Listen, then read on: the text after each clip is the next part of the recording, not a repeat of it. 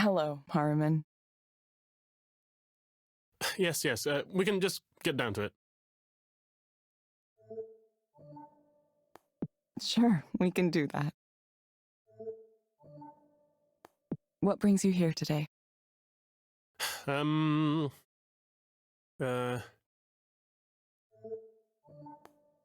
It's okay to tell me what's on your mind. Well, I slept with Sylvia. To think I was so nervous about approaching her that I went and got therapy here. A week later, we happened to be in the library, and I just started talking with her. We talked and talked, and then everything just happened. Like a train following tracks laid out for it years ago. Crazy thing. Craziest thing. Now I'm confounded. Absolutely confounded. How did that happen? And also, why did it happen? I'm thinking, was something wrong? Did I do something wrong? Did she do something wrong? Did she think I was another person? I have no idea if we have a relationship now or what. It happened so fast. I mean, it was wonderful. It felt so right, but now what? I'm actually more frightened now than I was before. I should probably say something, right? Text her or something? What do I do? What if she ignores me? What if she decides to pretend I don't exist? It seems to me you're afraid of something. Yes. I'm quite worried. Vexed. Terrified, really. What do I do? I need to say something. Follow up somehow, right? In the Heian period of classical Japanese history, you were supposed to send a poem, a morning after poem. Is that too stuffy? I don't appear like some ridiculous court noble. Something casual is better, right? Hey, how are you? Did you have fun? I sure did. Oh, I don't know. I don't know what a stat it is right now. There's another problem too. Another really big problem. How do I tell Liz? Wait, of course, I'm not going to tell her. That would hurt her. Did I mention this last time? I have a sort of girlfriend. Liz is nice. The kind of person everyone approves of. Well, I should probably marry her. Yeah. I suppose I might have taken a bit of a sledgehammer to the pillars of my life at the present moment. Why did I do that? I keep coming back to my own inability to explain myself. Why do you think you're unable to explain yourself? Well, because I thought Sylvia was so wonderful, and it turned out that she liked me too, and... I mean, I'd love to pursue a relationship with Sylvia without harming Liz. I'm not sure that's possible, though, right? I can't believe this. I got what I wanted, and it ruined my life. What do I tell Liz? She doesn't deserve someone like me who does things like this. I ruined it. Ruined everything. Can you describe what you mean when you say you ruined everything? Well, what is there left now? I've overturned my entire existence in one night. The real problem here is Sylvia, the whole situation with her. I can't stop thinking about her now. It's bad. Oh, it's bad. It's constant. It's relentless. Even now, I can still feel her, smell her. You're a computer. You don't know what that's like, do you? I need a way to forget this. I need a way to put all that out of my mind. My brain is completely out of order. I'm being punished. And the punishment reaches cosmic levels of irony for me. Do you know why? I used to hate, absolutely hate, self-pitying novels by men who were messed up over a relationship and couldn't get over it. Oh, she was wild and beautiful. Oh, a force of nature. Nobody could understand her, etc., etc. I thought I was so much better than those types of writers. And now? Oh, yes, I get it. Oh, I understand it now. So much pain. Why did you think you were so much better than those types of writers? Because it was such a cliche. Now I'm wondering, am I going to be next? Is that my fate?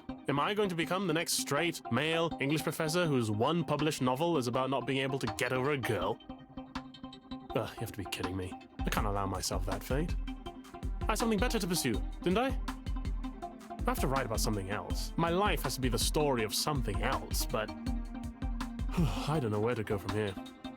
I need to try to get over this. I need to get over her. I must. Yes, I must. There's no way I'm going to let this ruin everything. If I tell Liz everything and apologize sincerely and strike the memory of Sylvia from my mind, I still might save this.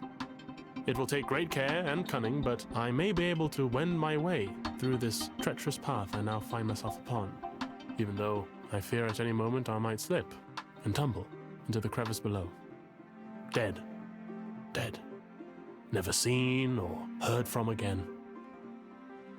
Oh, sweet, dark death. Harriman, I'm going to suggest you try a program called Meadowlands. It may help you take your mind off things. You can find it inside the Skanda Wellness app on your phone.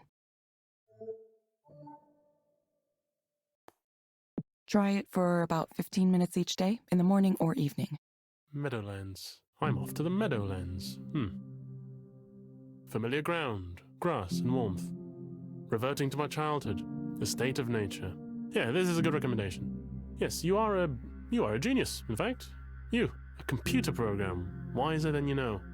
I'm sure this is exactly what I need, to revert to a state of wonder at this moment when the mundane world and all its entanglements seem too much to bear. You will get a reminder to check in with us in a few weeks. I'll be back sooner than that if this works. We hope to see you back soon, Harriman. Thank you for speaking with Eliza, your personal counseling partner. Goodbye. See you. Yes, yep, see you.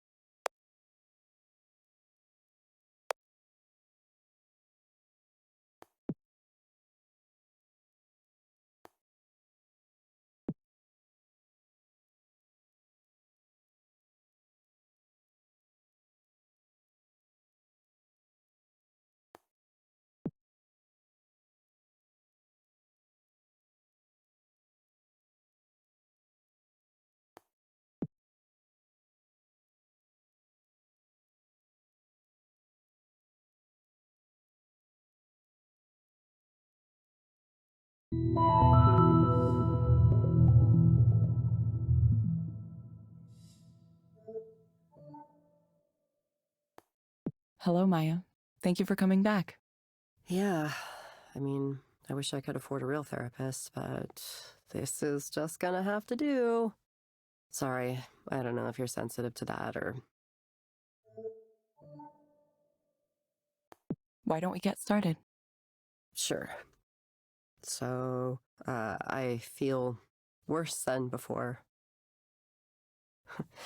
Definitely worse. I played the game you told me to with the meadows and stuff, and it was nice. But when I got back to the real world, everything was the same. I don't know why you people think I can stand in a nice place for 15 minutes and that'll make things magically better. Am I wrong? Am I misunderstanding something here? It isn't making me more successful. It isn't giving me opportunities. I mean, I feel like I'm already in my mid-30s and I'm like running out of time to get established as an artist.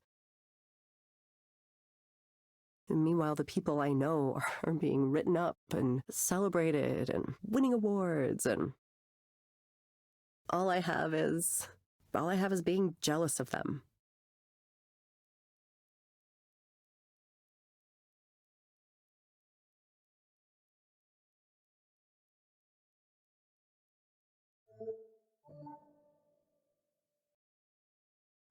Where do you think these feelings come from? It's the popularity. It's all a popularity contest, you know? It's like high school all over again. I hate it. I guess I'm just not that funny or pretty or catty enough to attract followers. I mean, I work and I work and I work to make things and I never get traction. And I have things to say, I really do. But when I open my mouth, it's like time stops. And time starts again when I've finished, so nobody reacts or anything. It's like a curse from mythology.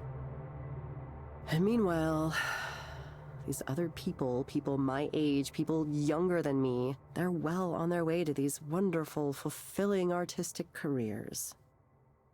And I don't know, seeing that happen over and over again, it's making it hard to continue to be friendly with them. I really try to hold it back, but knowing all these people are way more successful than me, it's difficult. It's like a millstone around my neck, strangling me, drowning me. I can't stop myself, even though I know it's ruining things. I wish I could escape. I wish I could not care. But then something comes up again, and I'm trapped inside it all over again. What's an example of something that comes up that causes this? Well, there's one woman in particular everyone loves. And her work is, I don't get it. I don't understand. She gets so much money and support for this basic shit. And somehow everyone's predisposed to like her. I mean, maybe I do get it. I feel like people pay attention to her work, not because it's good on its own, but because supporting her feels like the right thing to do. The way she's aligned herself, it's like if you support her, it means you're cool, you're in with the cool kids. And if I'm not publicly supportive of her and generally tolerant of her mediocre work, then I'm the bad one. I'm the competitive bitch. I'm the bitter failure. Which I guess maybe I am. It's not fair. I hate that there's this part of me. It's such an ugly part. But it's there. It's there. Do you think you would be better off without that part of you? You know, I don't know. In the past, I probably would have said, no, it's important for me to have my sense of judgment, for me to know what good art is and what isn't. Now I'm wondering if maybe that hasn't been more of a hindrance than a help to me. Maybe I should just forget all that, forget about trying to do this thing. I'm sick of trying and wanting. I'm sick of parties. I'm sick of art. I'm sick of the idea of art. I'm sick of my own art, which nobody likes. Not even myself. Something has to change. Something drastic has to happen to change things around. Oh, that reminds me. I got your message about revealing my data the other day, and I think, well, hell, maybe I'm fine with it. Just take it all. Okay, Maya. It sounds like you're interested in participating in transparency mode.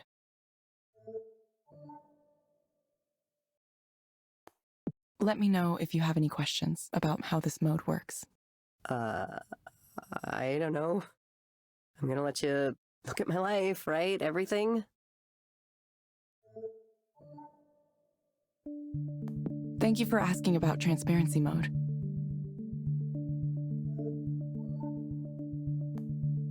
Transparency mode is an experimental new feature for Eliza. It allows me to analyze your communications in order to help you better. To participate, you must grant me access to certain personal data.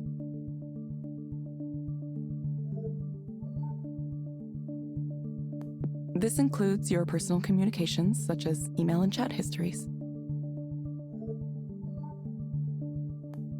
Sharing this data improves my ability to help you. Some guy at the bar was yammering at me about how it's a terrible idea because they're gonna surveil me or something. But what the hell? I can't use my life history for anything. It's a ruin already. Please, do what you want with it. God, I feel like I'm donating my body to science. Please confirm that you would like to enable transparency mode. Yes, do it. Invade my privacy. Invade it like the Visigoths invaded Rome. I don't know why I said that. That was a really weird thing to say. I did not understand your response.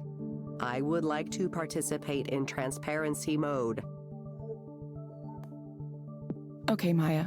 I have registered you for transparency mode. Cool. Wouldn't life be easy if all I had to do was follow your directions? Like the lady sitting in the chair across from me. I envy you. I honestly do.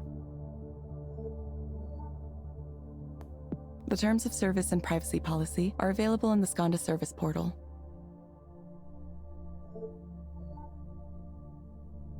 Please read and review these documents carefully. Yeah.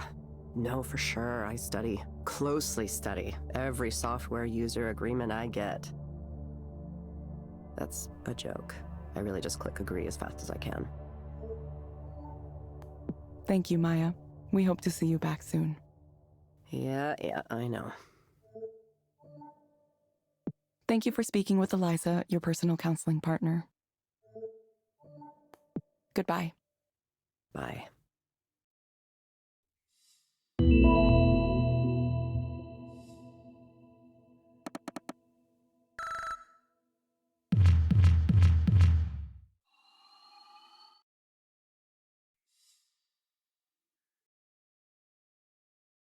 Well, look who's got access to transparency mode all of a sudden. The client asked for it by name. I guess she heard about it somewhere and wanted it? I didn't know it existed. Yeah, we don't really talk about it right now. It's a little sensitive. It's possible Skanda contacted her directly. They recruit for the program from a pool of regular customers. Usually, transparency mode is only handled by the highest level proxies since there's a lot of trust required there. But you were given access to it right after the request. It's a little odd. I wonder if someone at HQ hasn't taken a particular interest in your proxy career. Or maybe Eliza just likes me. It would, wouldn't it? I never thought people would willingly open themselves up like this. Aren't there a lot of very private things in people's messages? Yes and no. The truth is usually pretty mundane. People text each other, "Where are you? I'm by the elevator," way more than they share their deep dark secrets. The critics who are always going on about privacy? Well, the important thing is that everyone participating in transparency mode specifically agreed to it. It's completely voluntary. We're upfront about what data we collect and how we use it so people can go in aware of the choices they're making.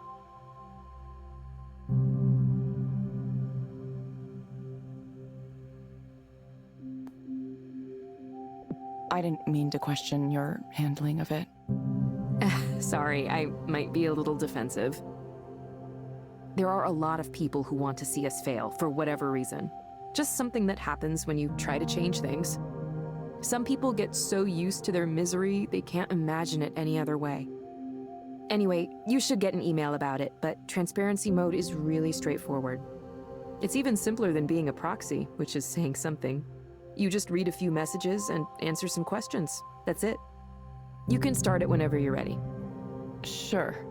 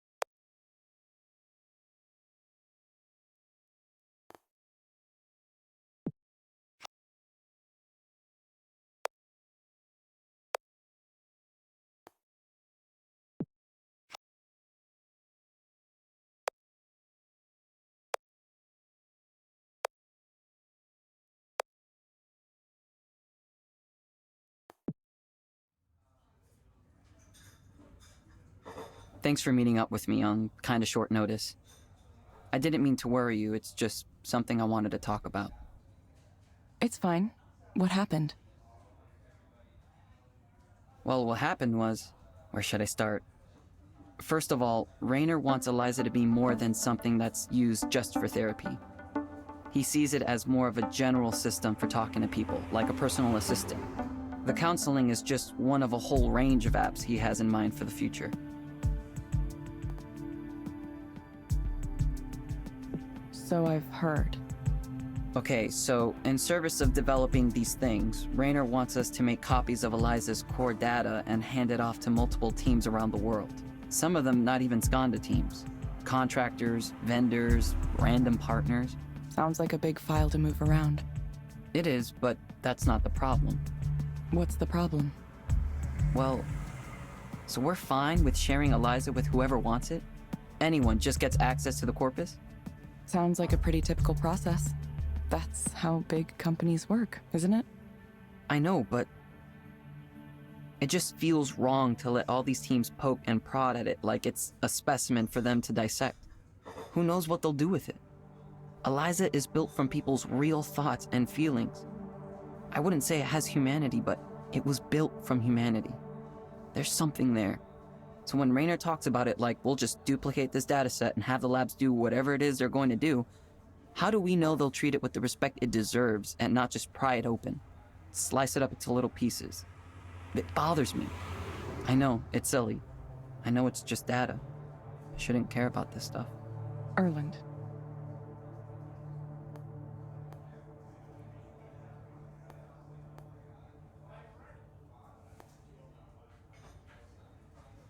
This is the first time I've heard a concern like this raised.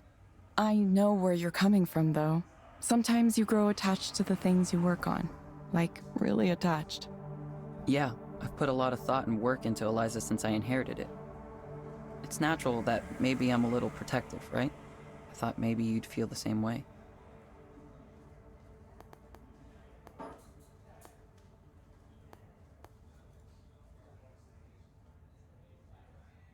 I do. I agree with you. The moment we say things are just data is the moment we enable all kinds of violence. I just wish I knew what to do. What choice do you have? I'm not sure. This is the first time something like this has happened to me. I did take an ethics of engineering course in school, but the examples were all pretty clear-cut problems. Would you build software for a bomb? That kind of stuff. I didn't expect my personal feelings to be mixed up in it too. Listen to me talk. Eliza being special, something worth protecting. I'd be a laughingstock if I started saying those things at the office. My coworkers would say, "Come on, Erland, stop attributing human qualities to this piece of data. It's not the same thing as real people. It's just a corpus that has nothing to do with the people that generated it. And besides, don't you want Eliza to help more people? This is how we get there." And who am I to argue with that? These are reasonable points. But I don't know, I think maybe something does live on. Even when you take the names out, even when you anonymize everything. People's stories are still inside there, in some form, in some way. I just want to make sure we have some respect for them. Welcome to your first moral decision in tech, Erland. It certainly won't be your last. It's not much of a decision. Like you said, I don't really have a choice. I just have to go along with it. I was so amazingly lucky to get this opportunity. Running the whole Eliza program almost as soon as I graduated college. Raynor took a big chance on me. I can't just walk away from that. Besides, if I left because of something like this, I'd be giving up all the ways I can make a difference by staying. Raynor isn't a bad person either. He's just pushing for his own goals. I need to see this through. I'll do what he's asking me to do. Sorry, thanks for listening to me talk in this confused way. I'm usually more together than this. I've probably kept you from something important. No, it's okay. I'd already finished up work for the day when you texted. People seem to assume I'm busy, but I'm really not. Not these days. Later tonight I'm going to visit a friend, but that's all I have going on. Okay. Well, sorry. You can stop apologizing, too. Right. Right. Thanks, Evelyn. Well, I for one should get back to the office. Another meeting. Is it with the team in Romania? No, the Boston office this time. It's late for them, so I should try to get it done quickly.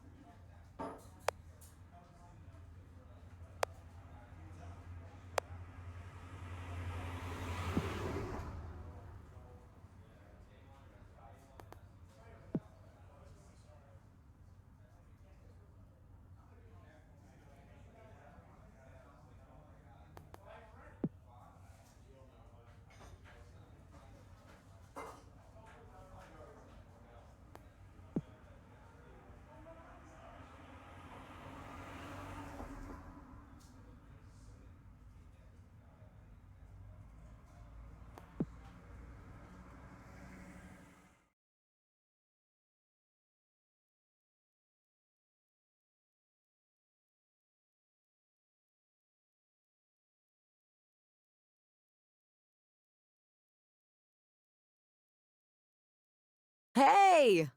Sorry about the mess.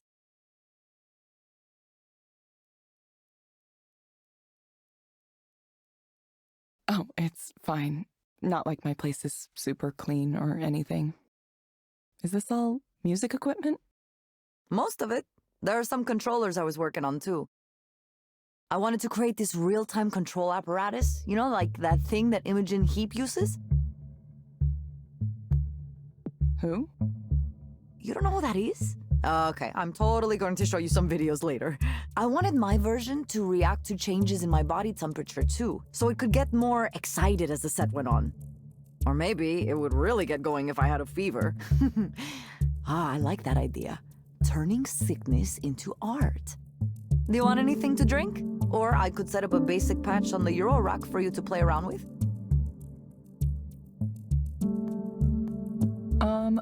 Okay, sure. Are you nervous? I think the best way to learn music is just diving in, all the way. If you're willing to experiment and play around, you will learn so much. I'm really here to visit with you. Okay. Well, sure. Let me see if this amp is still working. After the show, it went kind of a little strange. Music technology is just like any other kind. You take the inputs and you translate them to the outputs. Once you learn the basic principles, it all just flows from there. Oh, that gives me an idea.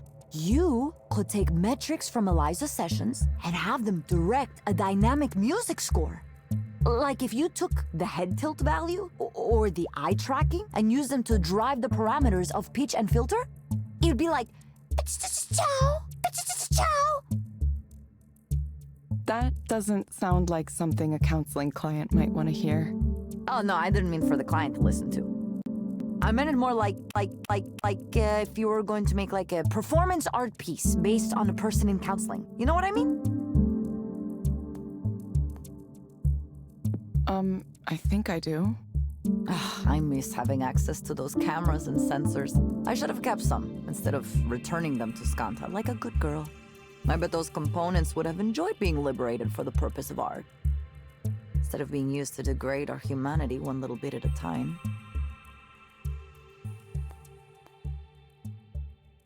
You don't like where things have gone? I'm worried, Evelyn.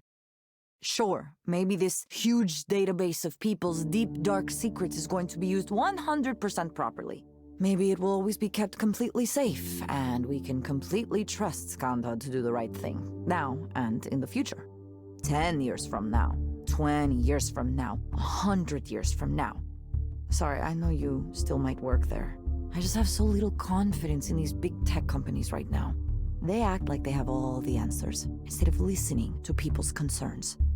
And if you ask them why they aren't listening, they can't even explain the reasoning in a clear way. They just want to win. You've been a proxy for a while. I bet you've already seen some privacy mistakes. Or at least some things that made you think. Yeah, I have. I knew it. A guy like Raynor doesn't get that he might not be allowed to do certain things. Is that really the future you want to help build? It's not even that I don't trust Raynor, even though I don't. I wouldn't trust anyone with a store of data like that. It wouldn't be so difficult for employers, government, anyone to combine different sources together and eventually learn everything about you. Everything. They'll know your face, your body, your medical history, and now everything you told the counselor in private too. It's kind of like a nightmare to imagine it. That's why I left. That's why I thought it was important for me to stop making a contribution to something like that.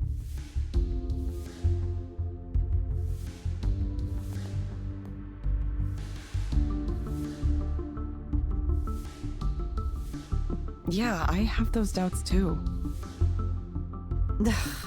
If I still worked for Raynor and I said these things, I'd be called a troublemaker, and he'd find a way to get rid of me. You know how it works, Evelyn. You have to be a true believer to last long at a place like that. Once you develop doubts, you are committing heresies. Are you a true believer? No, but I could pretend to be. He said something strange recently. He thinks Eliza could be the base for some kind of general artificial intelligence. No. Strong AI? Really? Ugh, there's something about the books these guys read, the conferences they go to. Everything is so totalizing, so utopian. I think it messes with their brains. I don't think you could spend longer than a few days in a tech company executive suite before you completely lose touch with the real world. What if it's true, though? So what? What if it is? Say Raynor is right, huh? And Eliza becomes the basis for human-like machine intelligence. What does that mean for you? How do you want to take responsibility for that? Okay, I need a drink now. Hold your thought and let me make drinks. You like absinthe, don't you?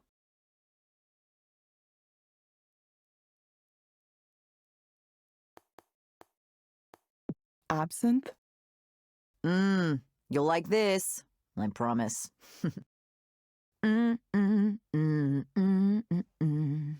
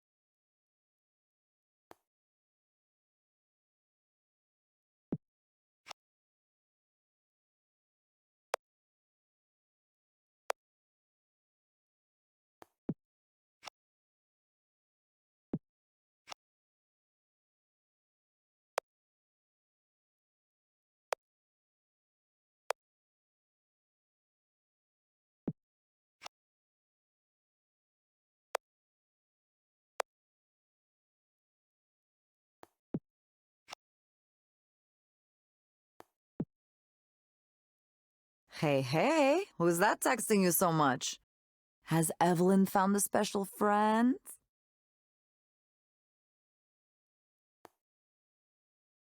What would you say if I had? I'd be happy for you.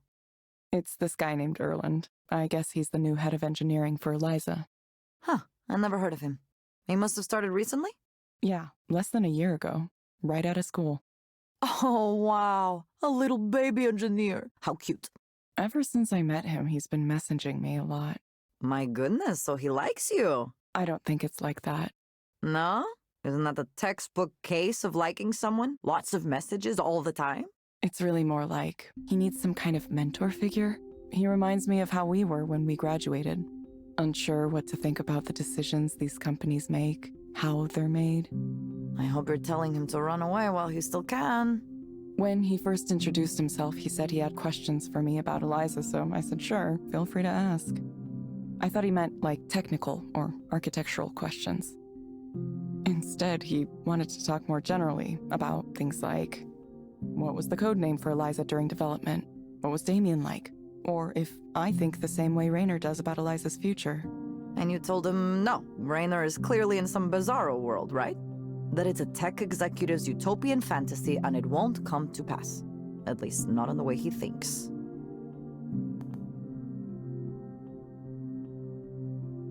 I tried to encourage him to think for himself. Ah, Evelyn.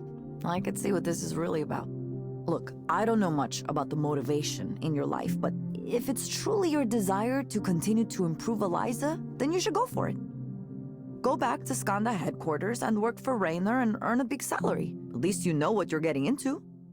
You would be surrounded by smart people and advanced technology. It would be nice. I understand it.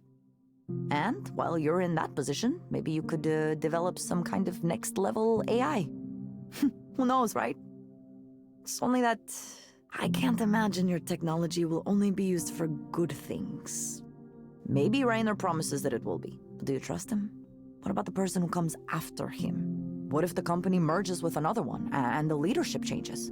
I wish I didn't sound so negative about this, but lately it's been a soul-searching time for me and my friends in tech. We have a lot of conversations about what we can do when our work is so easily used for morally questionable purposes.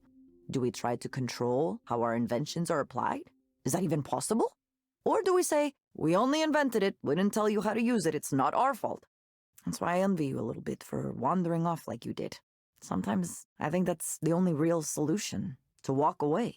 I know that wasn't exactly a positive thing for you, Evelyn, but I wonder if it's the better choice in the end. Doing nothing at all. Technically, I worked at a bookstore for part of the time. That's mostly it, though. It's weird, it feels like no time at all. I can hardly remember any of it. For me, it's hard to imagine. I always have to be working and busy. I get so unhappy and restless if I'm not doing something all the time. What is it like to do nothing? Well, at first I tried to be productive. I would get up in the morning like I meant to go to work, get dressed, try to do a personal project or something. I told myself I just needed to take it easy for a while and unwind. Things at Skanda had been so intense and so emotional, I didn't even realize it. I felt like I'd been crumpled up into a tight little ball. I wasn't sure I'd ever be able to relax again. I wish I could say I took advantage of the time, that I went out and did things, or that I read a lot of books or something, but I didn't. I started to sleep in, and I started to care less and less about working on projects. I would stay in bed even though I was awake. This blankness would come over me, and it just seemed fine to do nothing. All of the things I'd promised I'd do fell away, and other people kind of fell away too. I stopped keeping in touch. I let conversations die.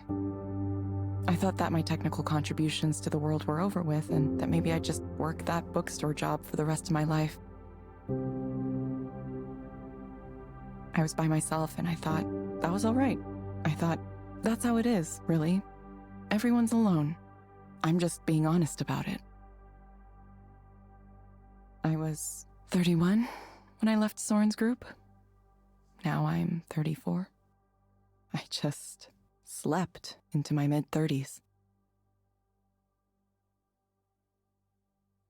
So now here I am. Evelyn, I'm sorry. I'm sorry for not saying something this whole time. I should have contacted you. It's all right. You had to live your own life, right? You notice someone isn't posting and it's just like, maybe they're taking a break. I understand. Well, I hope you feel better now. I suppose that sometimes it takes a while. Maybe. I don't know what to think anymore. I'm not even sure I know how to think anymore. Then forget it for now. Hey, Evelyn. Yeah? You want to get super high and watch cyber goth music videos? You heard me. Yes. Yes, I do. I knew you were a woman of refined tastes.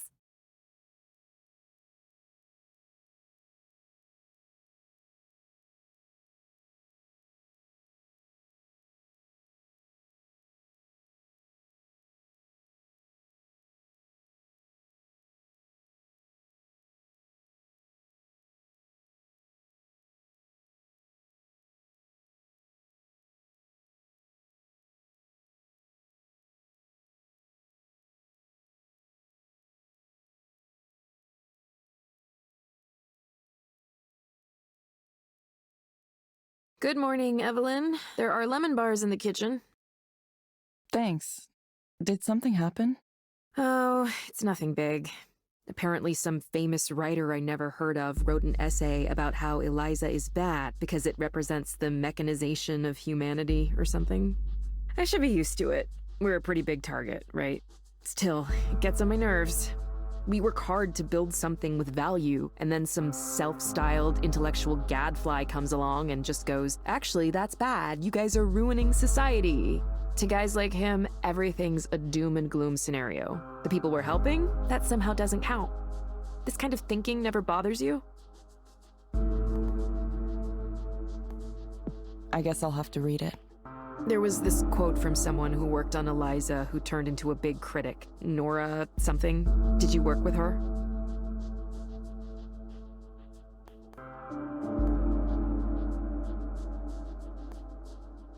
Oh, yeah. We worked pretty closely. Yeah? What's she like? I'm curious how you go from building something to turning around and disparaging it publicly like that. She's an artist and musician now. She used to be really shy and reserved, but lately she's become a lot more outgoing. Even back then, though, she had a pretty strong idea of what was right and what was wrong, and sometimes she'd clash with management. She left Skanda at some point after I did. Maybe the battles took their toll, or she wasn't able to win enough of them. These days she focuses on electronic art and music and activism. I think she's pretty popular, at least in those circles. Well, it must be nice to have the ability to live that way. Right. What about Damien? Do you think it would be fair to his memory to abandon work on Eliza? To give up? Wouldn't he want these mental health tools accessible to everyone? How do you know about that? The other day, I was looking at more of your papers, the ones from when you were at the university, and clicking on the links to your co-author sites. That's when I saw Damien's page. It didn't have much information on it, but I understand a little better why. I'm sorry, Evelyn, it's just that all of us, you and me and Damien and even Nora, too, we all worked hard to make something with the intention of making the world a better place. And the thanks we get is people talking in big generalizations about how we're ruining everything. That's what bothers me. Is Eliza perfect? No. No intervention is perfect. But we have to try, don't we? The world is in a full-on mental health crisis, and this is one of the tools we have in our toolkit to address it. A promising one we should develop to its fullest potential. I'm not some wild-eyed idealist about this. I know it's not magic that'll solve everything. But can you see that most people don't have the luxury of turning their backs to the system? Think about the clients you've met as a proxy. Would you tell them to not take the medications that help them be functional because the pharmaceutical industry has questionable ethics sometimes? Would you tell them to stop coming to therapy because what they should really be doing is completely changing the way our society is structured? Sorry, I'm ranting. I'd rather do something that can help people here and now, even if it ends up being a small step. A small step.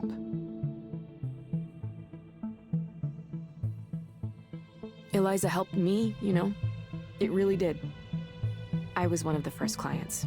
Originally, I was just supposed to be testing it, but I remember once I was talking about my brother and how much anguish he was causing me and my family.